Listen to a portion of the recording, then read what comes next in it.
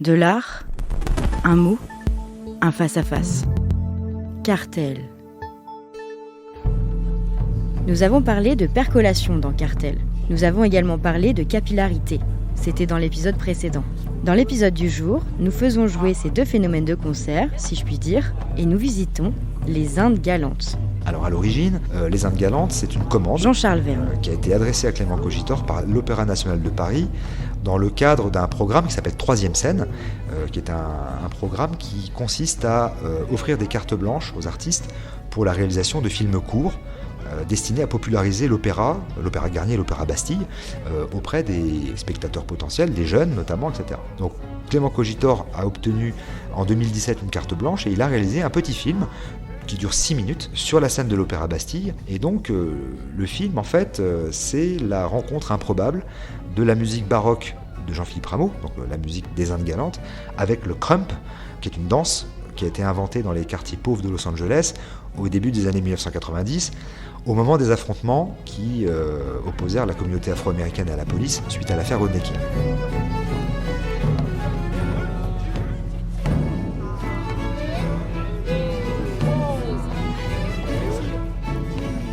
L'inventeur du crump, en tout cas le précurseur du crump, était un ancien dealer reconverti en éducateur et en clown qui s'appelle Thomas Johnson. Et Thomas Johnson a créé une danse qu'il a appelée le clown dancing pour animer les goûters d'anniversaire des enfants du ghetto. Et cette danse va devenir assez rapidement populaire auprès des jeunes qui vont s'en emparer, qui vont la transformer et qui vont en faire ce qu'on appelle donc le crump. Alors, crump, K-R-U-M-P, c'est l'acronyme qui signifie Kingdom Radically Uplifted Mighty Praise, qu'on peut traduire par élévation du royaume par le puissant éloge. Donc on part du clown dancing, on arrive jusqu'au crump, et la forme aboutie du crump est créée au début des années 2000 par deux danseurs, Tight Eyes et Big Miro, et cette danse va connaître un succès assez impressionnant. Donc c'est une danse qui est vraiment une espèce de danse cathartique, qui est un exutoire à la colère et à l'agressivité. C'est une danse qui rapidement va devenir un symbole de liberté et de non-violence pour la jeunesse des ghettos noirs américains, et qui, pour le coup, s'inscrit de manière culturelle et ethnologique au sein d'une histoire longue, qui commence avec les danses tribales les plus anciennes, et qui arrive au breakdance et au hip-hop. Voilà. Donc on a cette danse qui, intrinsèquement, porte toute une histoire, qui est une histoire assez longue. Voilà. Donc, Clément Cogitor décide de réunir sur la scène de l'Opéra Bastille des danseurs de crump sur un plateau entièrement vide, pas de décor, et de les faire danser sur la musique baroque de Jean-Philippe Rameau, les Indes galantes. Donc, il met en place une chorégraphie avec trois chorégraphes, et il procède donc à ce télescopage de deux époques et de deux cultures. Alors, la musique de Rameau, elle date de 1735, donc on est évidemment très éloigné de la battle à laquelle on assiste quand on voit les danseurs de crump qui dansent sur la scène de l'Opéra Bastille, et pourtant, le lien existe. Il y a un lien historique qui existe, parce que les esclaves antillais au XVIIIe siècle ont très vite assimilé la tradition chorégraphique importée par la société blanche des colons européens, alors des danses comme le quadrille, le menuet, la contredanse, et ils ont créolisé les danses européennes, les danses blanches, pour en faire l'un des pivots symboliques de leur libération.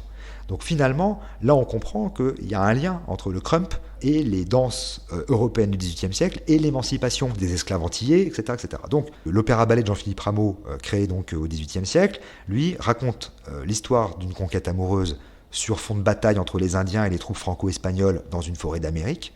Et Clément Cogitor, donc, avec son adaptation des Indes galantes, provoque vraiment une somme de rencontres, une rencontre entre l'archaïsme tribal avec l'émancipation politique, rencontre de la musique raffinée d'une société aristocratique insouciante de la paupérisation des minorités en soulèvement, rencontre des corps qui s'affrontent lors d'une battle sur la scène de l'Opéra Bastille.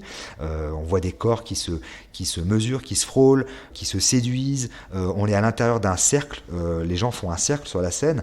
On est comme à l'intérieur d'une clairière, et Clément Cogitor donc filme à l'intérieur de ce cercle, à l'extérieur et à l'intérieur, etc., cette espèce de battle de crump sur cette musique baroque. Donc le résultat qu'il obtient, le film est tourné dans la pénombre. sur une scène sans décor. Et nous, on a fait l'acquisition de ce film pour la collection du Frac Auvergne en 2017. Et à chaque fois qu'on projette ce film dans une exposition, on voit à quel point ce film est capable de produire chez les spectateurs un flux émotionnel extrêmement, qui peut être très très fort. Les gens ressentent des sensations qui sont vraiment des sensations profondes, des sensations viscérales. On a des gens qui nous disent « mais moi je suis venu 12 ou 13 fois voir l'expo uniquement pour revoir ce film, etc. » Donc le film a été un immense succès dès sa diffusion, gigantesque succès. Il a été primé dans de nombreux festivals internationaux, y compris d'ailleurs au Festival international du court-métrage de Clermont-Ferrand. Donc il est rentré dans la collection du Frac Auvergne, mais il est malgré tout librement diffusé sur Internet et sur les réseaux sociaux, et ça a donné lieu à une expansion virale vraiment sidérante. Donc il est devenu célèbre assez vite, aussi bien auprès des amateurs d'art contemporain que des danseurs de hip-hop des quartiers populaires, qui se sont mis à imiter les chorégraphies dans la rue en diffusant du rameau sur leur sound machine.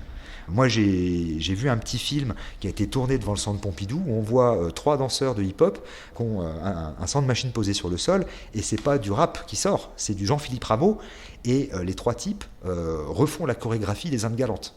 Voilà. Et moi, je connais quasiment pas d'exemples d'œuvres d'art qui, comme ça, parviennent à sortir du musée et à se retrouver dans la rue, parviennent à ruisseler littéralement vers des cultures qui sont des cultures complètement différentes. Voilà. À chaque fois qu'on a diffusé le film dans des collèges ou dans des lycées, on a vu les collégiens et les lycéens se mettre à hurler debout, déjà parce que la moitié d'entre eux avaient déjà vu le film sur les réseaux sociaux, et puis la moitié qui ne connaissait pas était complètement estomaquée en voyant cette danse.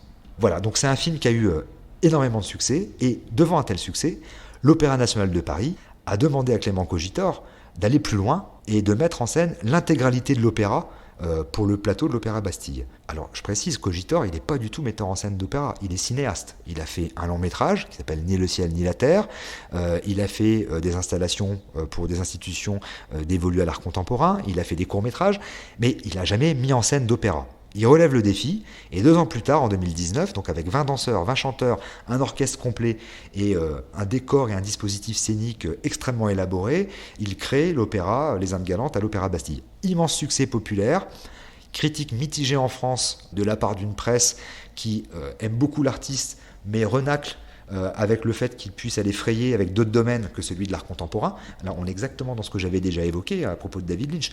Vous faites du cinéma, faites pas de peinture s'il vous plaît. Vous restez là où vous êtes. Voilà, encore une fois, choisis ton camp, camarade. Bon. Pourtant, malgré le succès critique assez mitigé en France, Les Indes galantes, c'est donc un immense succès public, et cet opéra se voit décerner la mention de Best Classical Music de l'année 2019 par le New York Times. Donc là, on voit très bien que, avec un exemple comme ça, comment une culture mineure, qui est celle du crump et des danses urbaines, parvient à remonter par capillarité jusqu'au registre majeur de l'opéra et de la musique classique. Ça montre également comment s'effectue conjointement la percolation et la capillarité entre des domaines qui sont aussi éloignés que celui de l'art contemporain et de la rue.